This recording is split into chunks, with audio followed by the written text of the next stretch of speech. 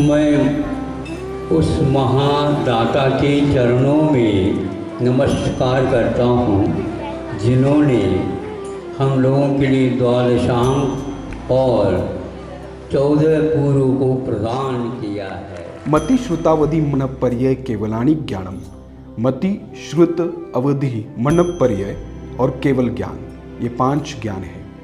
जय जिनेन्द्र। जैन धर्म में ज्ञान की प्राप्ति को अति विशिष्ट माना गया है और यही कारण है कि जगत के सभी दर्शनों में जैन दर्शन एक अलग स्थान रखता है।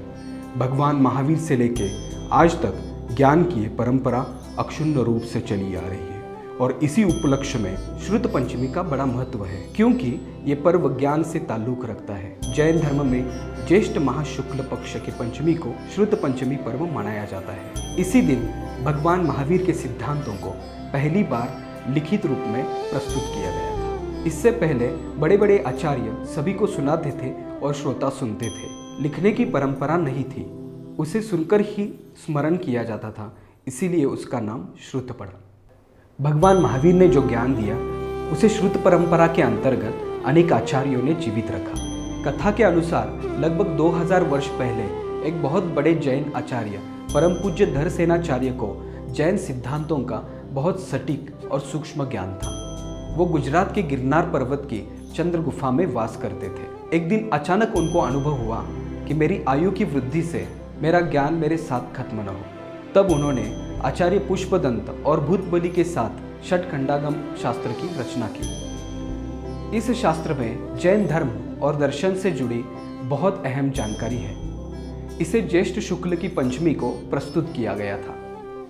इस मंगलमय शुभ अवसर पर अनेक देवी देवताओं ने षटखंडागम की पूजा की थी। इसी ग्रंथ के मंगलाचरण में नमोकार मंत्र, जो जैनों का प्राण है, उसे लिखित रूप में प्रथम बार प्रस्तुत किया गया। इसी दिन से श्रुत परंपरा को लिपिबद्ध रूप से प्रारंभ किया गया। इसीलिए यह दिन श्रुत पंचमी नाम से जाना जाता है। इसका एक अन्य नाम प्राकृत भाषा दिन भी है।